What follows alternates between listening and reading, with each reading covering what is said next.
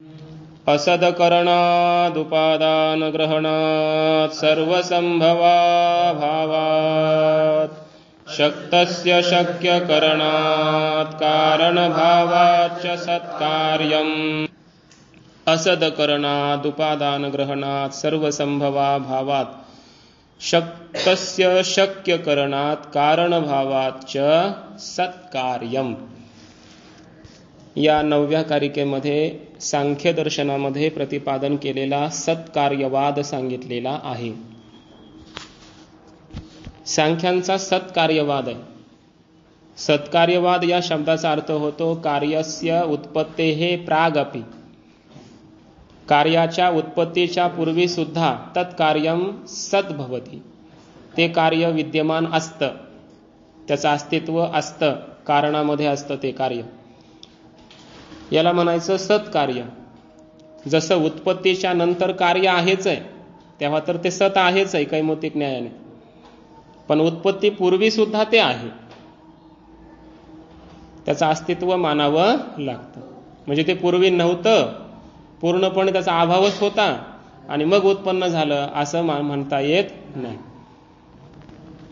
दार्शनिकांमध्ये हा कार्यकारणाचा विचार करत असताना एक मत असं आहे बौद्धांचं की ते म्हणतात असत कारणापासून सत्कार्याची उत्पत्ती होते, असतापासून सताची उत्पत्ती, असं मानलं त्यांनी। त्याचं खंडन केलेलं आहे। कथम असतः सत जायेत, कारणच असत आपलं असत असेल, अभावरूप असेल तर अभावापासून भावाची उत्पत्ती कशी होईल? वंध्यापुत्र या अगोदर तोच नाही आणि त्याचं पुन्हा लग्न वगैरे, त्याला मुलं बाळ, वांझेची आले का कैची जन्मपत्रिका, बरोबर ना? नवी निळी भूमिका के कल्पुपा, अगोदर स्त्री वांझ आहे, वंध्या आहे, तर मग तिला पुत्र कसा होईल? बरोबर ना? याला म्हणायचं पूर्वी कारणच विद्यमान नसेल तर नंतर कार्य होणारच नाही। अभावरूप कारणापासून भावरूप कार्याची उत्पत्ती होत नसते, बौद्धाचं खंडन आहे। त्याच्यामध्ये पुन्हा नैयायिक आहेत, वैशेषिक आणि न्याय यांचं असं म्हणणं आहे की सत कारणापासून असत कार्याची उत्पत्ती होते। याच्यात एक प्रकार पडतात। बौद्धांनी कसं मानलं? असत कारणापासून सत्कार्याची उत्पत्ती।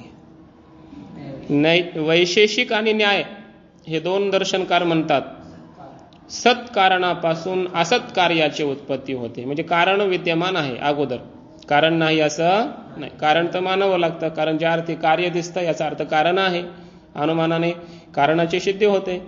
नाही एक म्हणतात जगत दिसतंय, कार्य आहे तर कारण मानावं लागेल, परमाणु त्याचं उपादान कारण आहे, ईश्वर निमित्त कारण आहे, कारण मानले त्यानं, कारण आहे।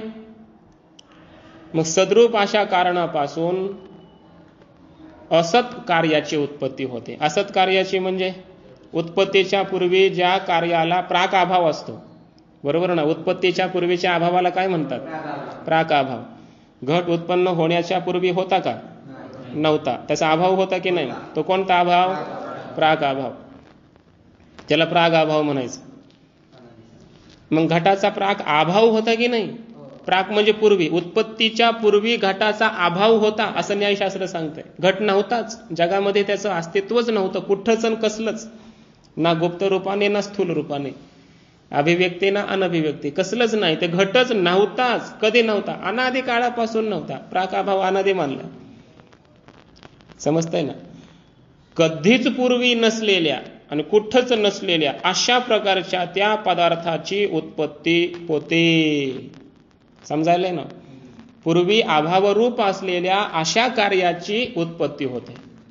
कोणापासून? सत्कारणापासून, असत कार्याची। असत म्हणजे अभावरूप कार्याची, जे पूर्वी त्याचा अभाव होता अशा कार्याची उत्पत्ती होते, असं कोणी मानलं? न्याय वैशेषिका। त्याचं खंडन केलं या सांख्यशास्त्रामध्ये। घट जर त्या कारण का खंडन होतं ते कारिकेतच आलेलं आहे, आपण पाहणारच आहे। उत्पत्तीच्या पूर्वी घट नव्हताच, त्याचा पूर्ण अभावच होता, तर मृत्तिकेपासून मग घटच का झाला? पटही व्हायला पाहिजे, कारण मृत्तिकेमध्ये जसा घट नव्हता तसा पटही नव्हता। मग मृत्तिकेपासून पट होतो का?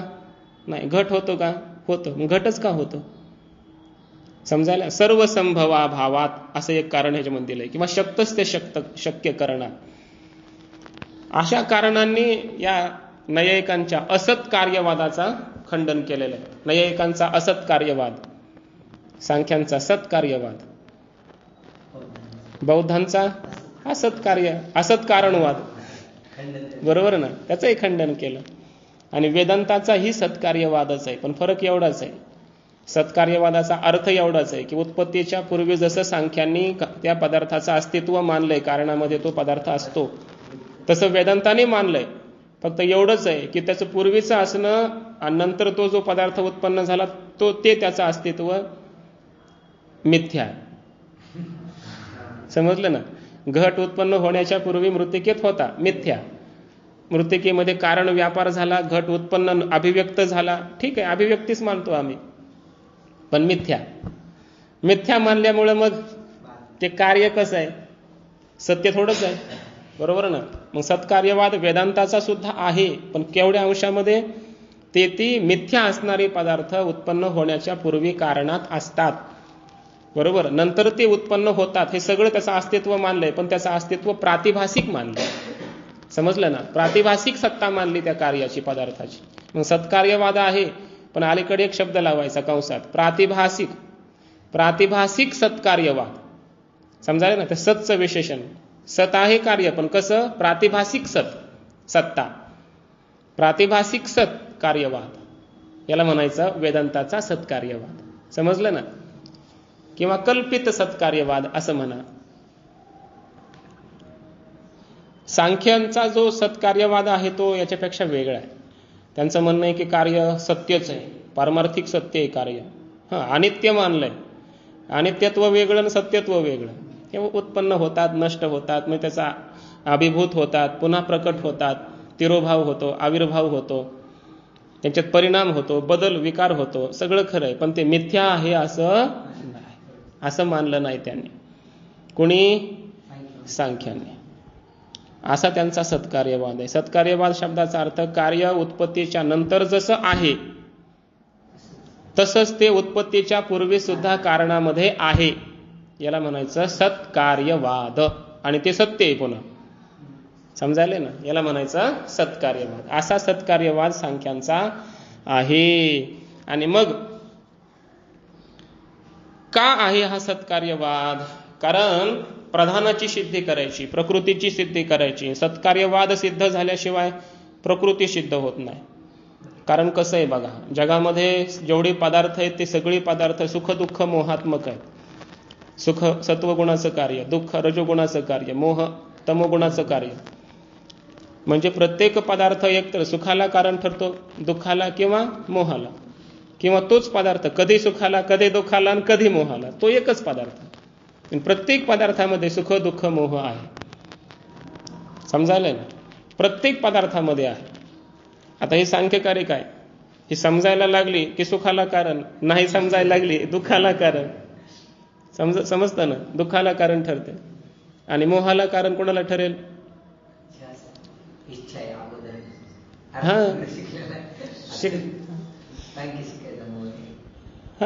मोहाला कारण ठरेल. मोह शब्दाचा अर्थ इथं मोह वैचित्य असा अर्थ आहे शास्त्रामध्ये. मोह शब्दाचा अर्थ लोभ, किंवा आपण म्हणतो त्याला फार मोह आहे त्याचा. मोह म्हणजे आवड किंवा असं आपण व्यवहारात म्हणतो. मोह शब्दाचा अर्थ शास्त्रामध्ये वैचित्य, अविवेक, बरोबर ना. ज्याला शास्त्र हे यथार्थ कळलं तर खरं, पण यथार्थ कळलं नाही त्याला म्हणायचं मोह. समजलं ना. अविवेक.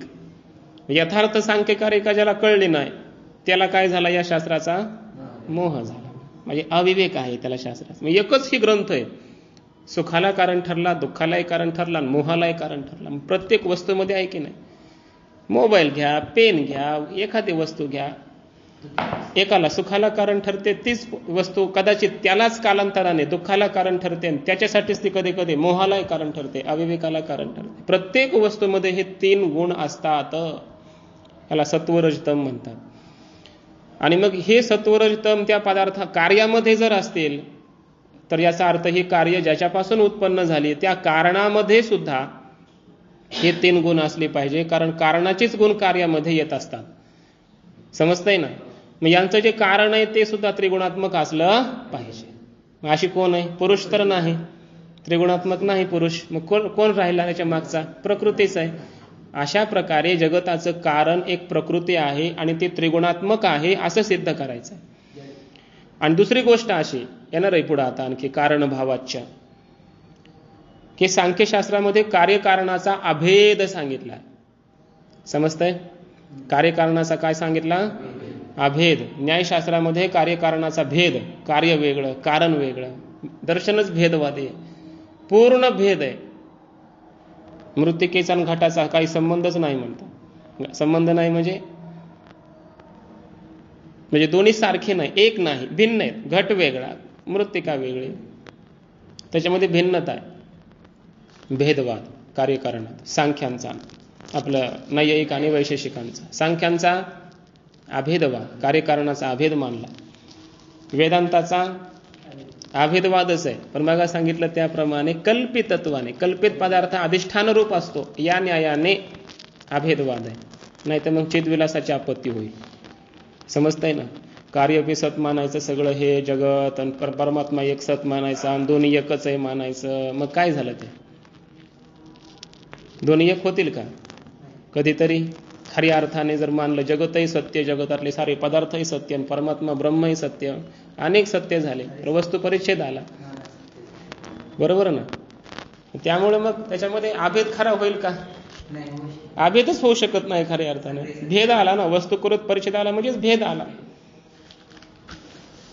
आणि त्यामुळे वेदांतामध्ये सुद्धा कार्यकारणात अभेद मानला. वाचारंभणम विकारो नामधेय मृत्तिका इत्येव सत्यम. घट हे नाव, घटाचा आकार मिथ्या आहे, मृत्तिका सत्य आहे.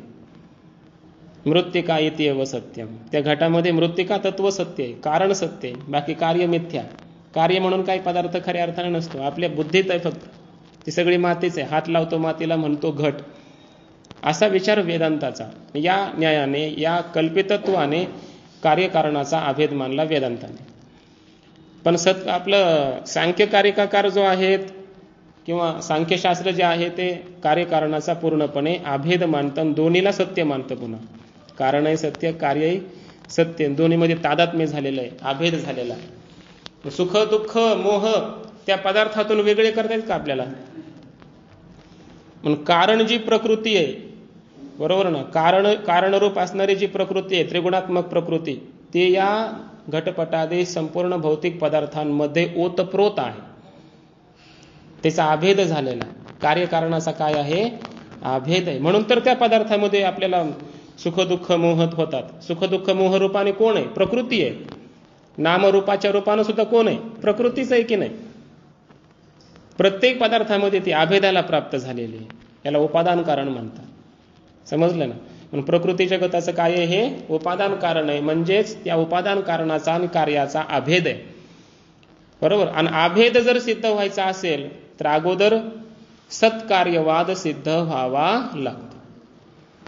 उत्पत्तीच्या पूर्वी सुद्धा कार्याची सत्ता आहे असं जर मानलं, असं सिद्ध झालं तरच, म्हणजे कार्य उत्पत्तीच्या पूर्वी कारणात आहे, अभेद आहे. नंतरही कार्य उत्पन्न झालं तरी सुद्धा ते कारण जे आहे ते कार्यामध्ये आहे, सुख दुःख मोह रूपाने. समजतंय ना? आणि कार्य उत्पन्न होण्याच्या पूर्वी हे कार्य कारणामध्ये प्रकृती रूपानं होतं, तादात्म्यपन्न होतं, सूक्ष्म रूपाने होतं.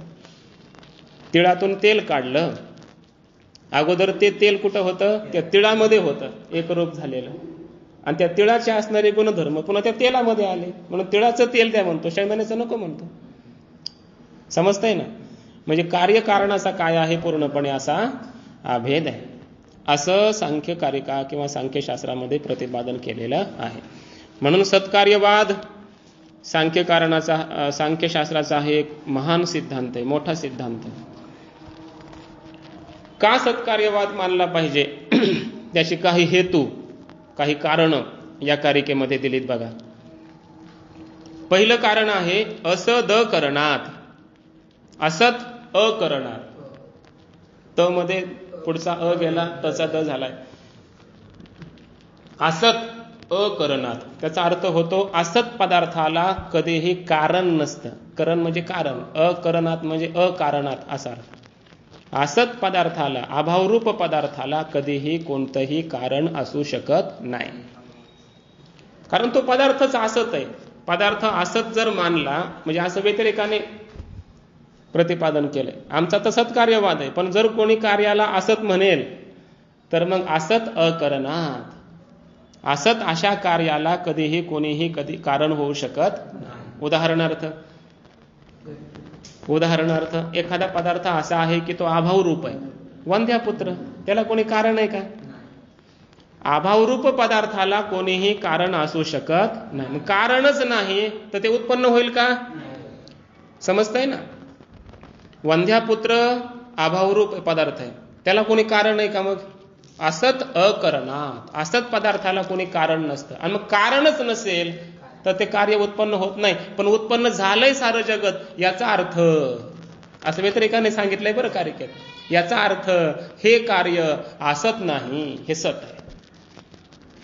का? की असत असतं तर याला वंध्यापुत्राप्रमाणे कोणी कारण नसतं राहिलं. कारण नसतं राहिलं तर हे उत्पन्न झालं. कारणापासून तर कार्य होत नाही, उत्पन्न झालं नसतं. पण उत्पन्न झालंय असा अर्थ घ्यायचा बरं. पण उत्पन्न झालंय याचा अर्थ याला कोणीतरी कारण होतं, कारणाशिवाय तर हे उत्पन्न झालं नाही. बरोबर ना? आणि हे असत असतं याला कारण नसतं राहिलं कोणी. बरोबर ना? पण हे असत नाही, सत आहे. उत्पन्न झालंय म्हणजे याला कोणीतरी कारण आहे आणि कारण होतं, कारणापासून हे झालंय. याचा अर्थ याला असत मानता येत नाही, हे सत होतं. म्हणजे उत्पत्तीपूर्वी सुद्धा हे कारणात होतं अनभिव्यक्त रूपात. समजायलंय ना?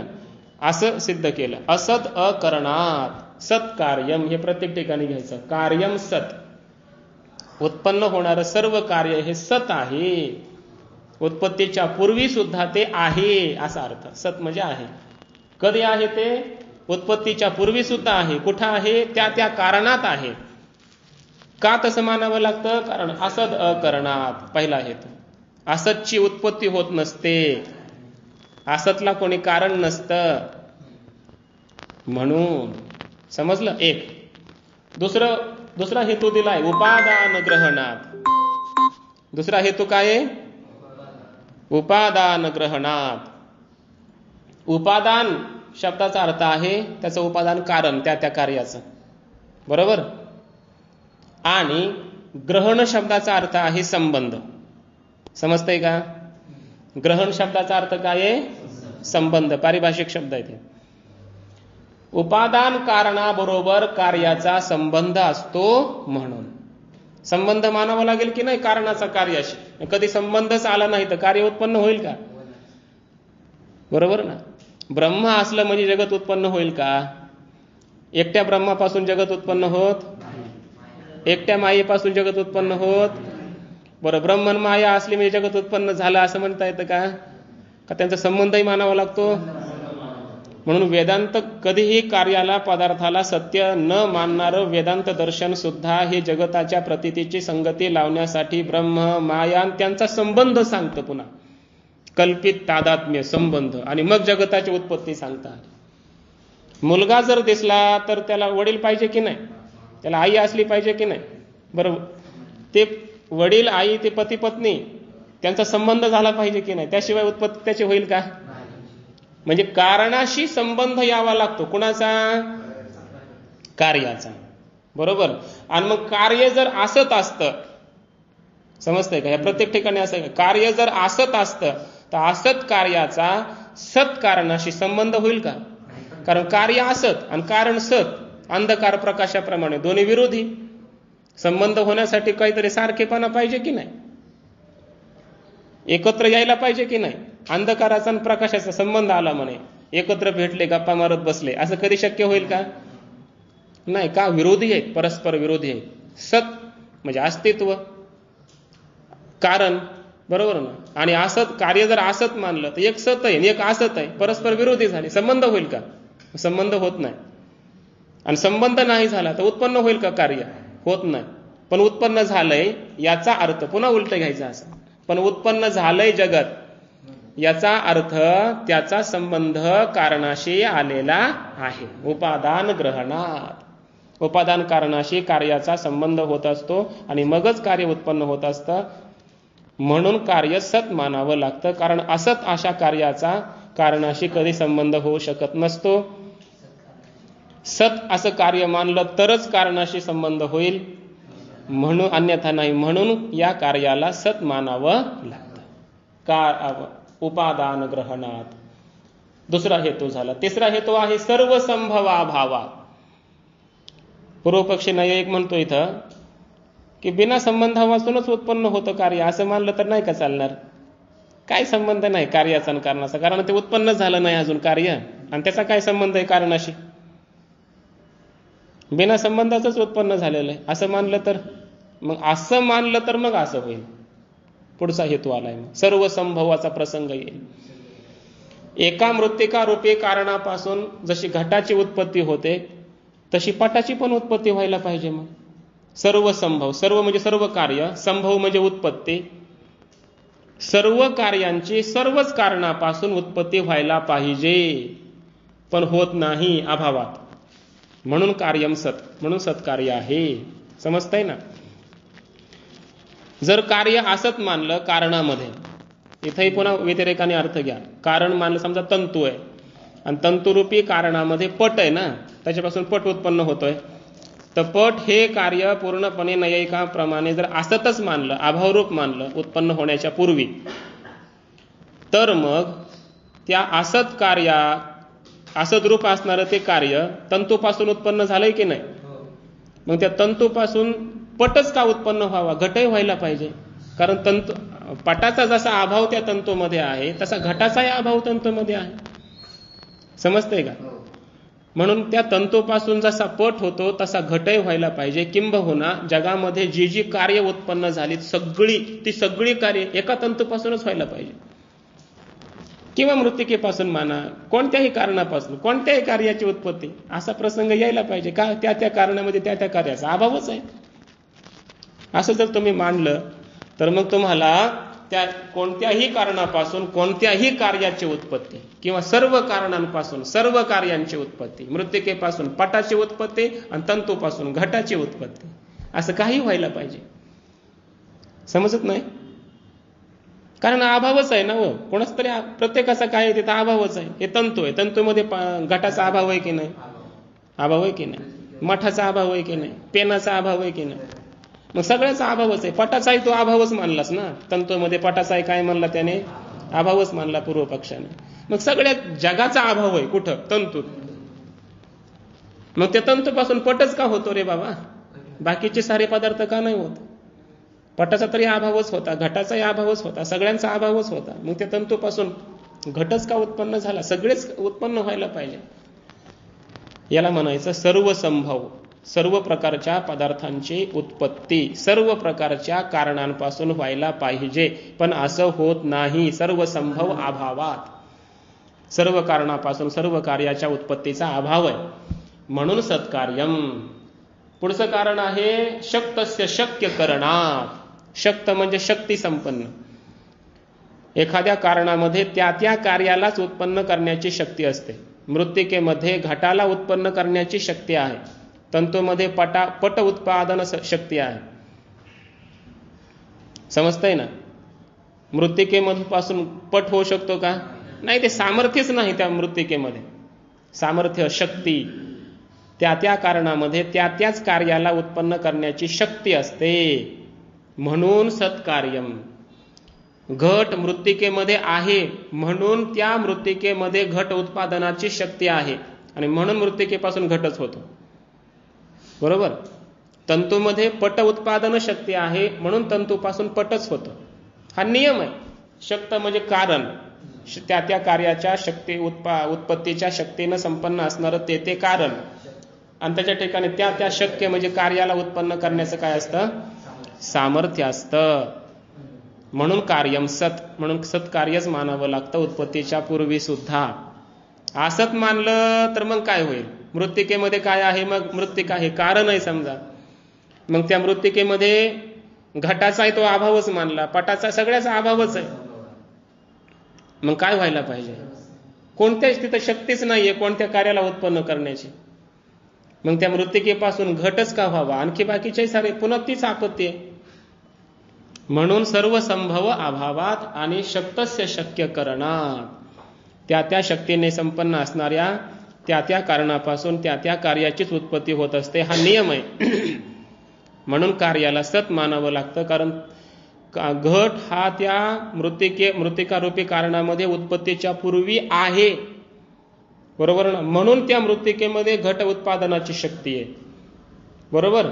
आणि म्हणून त्या मृत्तिकेपासून घटच होतो, असा नियम बरोबर क्रमाने लावायचा. पट उत्पादनाची शक्ती तंतूमध्ये का आहे? कारण उत्पन्न होण्याच्या पूर्वी सुद्धा आमच्या म्हणण्याप्रमाणे पट हा तंतूमध्ये आहे, अनभिव्यक्त रूपात आहे, बरोबर ना. म्हणून त्या तंतूमध्ये पट उत्पादनाची शक्ती आहे आणि म्हणून तंतूपासून पटच होतं. आम्ही व्यवस्था लावतो, बरोबर, समजायला ना.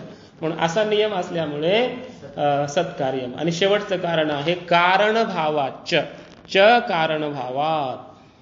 भाव शब्दाचा अर्थ इथं स्वरूप आहे. कारण भाव याचा अर्थ कारण रूप. कार्य कसं असतं आता सांगितलंय त्याप्रमाणे कारण रूप आहे. कार्य कारणात अभेद मानला सांख्यशास्त्राने. कार्याचा कारणाशी पूर्णपणे काय आहे? अभेद आहे. कारण रूपच असतं कोण? कार्य. आणि ते जर असत मानलं कोण? कार्य, तर कारण सतच आहे. कधीही कारण असत असू शकत नाही, बरोबर ना.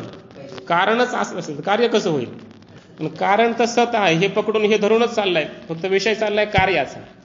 कारण तर सतच आहे, पण कार्य सुद्धा सत आहे. कधी? उत्पन्न होण्याच्या पूर्वी आणि उत्पन्न होण्याच्या अगोदरही, बरोबर. मग जर ते कारण तर सत आहे आणि कार्य असत मानलं तर सतचा आणि असतचा कधी अभेद होईल का? होत नाही, बरोबर ना. बरं, अभेद तर मानावा लागतो की नाही? कारण सुख दुःख मोह आपला अनुभव आहे. प्रत्येक पदार्थामध्ये सुख दुःख मोह आहे की नाही? सत्व रजतम आहे की नाही? तो पदार्थ आहे की नाही? मग सत्व रजतम रूपाने कोण आहे? प्रकृती, कारण आहे. आणि तो पदार्थ म्हणजे अभेद झालाय त्यांचा. आणि इथं जर मग समजा घट कार्य आहे आणि घटामध्ये असणारे सत्व रजतम किंवा सुख दुःख मोह हे गुण, हे कारण आहे की नाही? हे जर परस्पर भिन्न असते, यांच्यामध्ये विरोध असता, भेद असता, तर हे एकत्र राहिले असते का? घटामध्ये सुख दुःख मोह राहिले असते का? नसते, बरोबर ना. ते जे घटरूपी कार्य आहे ते सुख दुःख मोह रूपी प्रकृतीशी तादात्म्याला प्राप्त झालेला आहे. कारण भाव, त्या कार्याचा हा काय आहे? कारण भाव. कारण रूप आहे. कोणतंही कार्य कारण रूप असतं. आणि म्हणून सत्कार्यम, कार्याला सत मानावं लागतं. जर कार्य असत मानलं तर असत कार्याचा सद्रूप कारणाशी अभेद कधीही होणार नाही. आणि कार्य तर कारणाशी अभिन्न आहे असं मानावं लागतं, त्याशिवाय पर्याय नाही. कारण तशी अनुभूती आहे सर्वांची. म्हणून सत्कार्यम, कार्य सत आहे असं मानावं लागतं. अशी एवढी कारणं दिली की ते असदकरणात 1, उपादान ग्रहणात 2, सर्व संभवा भावात 3, शक्तस्य शक्य करणात 4 आणि कारण भावात 5 सत्कार्यम. म्हणून कार्य सत आहे. सत आहे याचा समजून घ्या बरं. उत्पत्ती नंतरही ते सत आहे. सत म्हणजे आहे. आणि उत्पत्तीच्या पूर्वी सुद्धा ते आहे. कारणामध्ये ते असतं, अनभिव्यक्त रूपामध्ये तिरोभूत झालेलं असतं ते कारणामध्ये. त्याला म्हणायचं कार्याच्या पूर्वी सुद्धा कार्याची सत्ता, अस्तित्व, सत, याला नाव आहे मग सत्कार्य. कार्यम सत उत्पत्ते हे प्रागपी इति सत्कार्यम. समजायलंय ना. असा हा सत्कार्यवाद सांख्य दर्शनाचा आहे. आणि या सत्कार्यवादावरून मग सिद्ध होतं की या संपूर्ण जगताचं कारण ही प्रकृती आहे, परमाणू नाही. वेदांतानं सांगितलेलं ब्रह्म नाही, तर या जगताचं कारण कोण आहे? मग खऱ्या अर्थाने प्रकृतीच आहे. कारण तीच त्रिगुणात्मक आहे. तिचाच अभेद जगताशी होऊ शकतो सुख दुःख मोह रूपाने. तिच्यापासूनच जगत उत्पन्न होऊ शकतं. कारण हे जगत कसं मानलंय? मग सत मानलेलं आहे, त्रिगुणात्मक आहे. कारण हे त्रिगुणात्मकच असलं पाहिजे. म्हणून प्रकृती जगताचं कारण आहे. आणि हे जगत उत्पन्न होण्याच्या पूर्वी सुद्धा प्रकृतीमध्ये असतं. महाप्रलयात पुन्हा सृष्टी होत असताना या प्रकृतीमध्ये सत्व रज तम 3 गुणामध्ये काय होतं, न्यून अधिकता सिद्ध होते. सत्व वाढतो, रजगुण तमगुण कमी होतो, पुन्हा रजगुण वाढतो, असं होतं. आणि मग त्या गुणापासून गुणाच्या प्राधान्याने त्या पदार्थांची उत्पत्ती व्हायला लागते. कशी उत्पत्ती होते हा प्रकार पुढे सांगणार आहेत. अजून काही विषय पुढे सांगणार आहेत की हे जे उत्पन्न झालेलं कार्य आहे, जे सत आहे, सत्कार्यवाद आमचा आहे, तर ते जे कार्य आहे ते आपल्या कारणाशी म्हणजे प्रकृतीशी, त्या प्रकृतीला अव्यक्त असं नाव येतं. कारण ती इंद्रियाने प्रत्यक्ष होत नाही, व्यक्त नाही, म्हणून ते काय अव्यक्त आहे. त्या प्रकृतीशी म्हणजे आपल्या कारणाशी हे जे कार्य आहे ते साधर्म्य पण आहे आणि त्याचं वैधर्म्य पण आहे. सारूप्य वैरूप्य काल सांगितलं त्याप्रमाणे, बरोबर ना. काही धर्म या कार्याचे त्या कारणाशी समान आहेत आणि काही कार्याचे धर्म कारणाशी काय आहेत, विरुद्ध आहेत, वेगळे आहेत. काय समान आहे, काय असमान आहे, हा विषय आता पुढच्या 2 कारिकेमध्ये सांगितला आहे, 10व्या आणि 11व्या. त्यापैकी या प्रस्तुत 10व्या कारिकेमध्ये व्यक्त म्हणजे जे कार्यपदार्थ आहेत त्यांचं आपल्या कारणाशी प्रकृतीशी वैधर्म्य सांगितलंय. वैधर्म्य म्हणजे विरुद्ध धर्म सांगितले, वेगळी कथा सांगितली. म्हणजे प्रकृती अशी नाही पण पदार्थ मात्र असे आहेत. हेतुमत, अनित्यम, अव्यापी, सक्रियम, अनेकम, आश्रितम, लिंगम, सावयवम, परतंत्रम, व्यक्तम. हे व्यक्त पदार्थ इथपर्यंत सांगितले. हे असे आहेत. हे व्यक्त पदार्थ कसे आहेत, हे असे आहेत सगळे. आणि अव्यक्तम विपरीतम, याचे पूर्ण विपरीत वेगळं कोण आहे, अव्यक्त म्हणजे प्रकृती आहे. हे वैधर्म्य झालं. आणि याच्या पुढे 11वी एक कारिका आहे. त्या कारिकेमध्ये साधर्म्य सांगितलं की प्रकृतीपासून उत्पन्न होणारे जे कार्य व्यक्त पदार्थ आहेत त्या पदार्थांचं त्याच्या कारणाशी प्रकृतीशी साधर्म्य, सामान्य, त्याला काय सारखेपणा, सदृशता, त्रिगुणम, अविवेकी, प्रसवधर्मी, अनेकम वगैरे असं सांगितलं. तर मग तो विषय आपण उद्या बघू. पुंडलिक वरदा हरी विठ्ठल श्री ज्ञानदेव तुकाराम माऊली ज्ञानेश्वर महाराज की जय.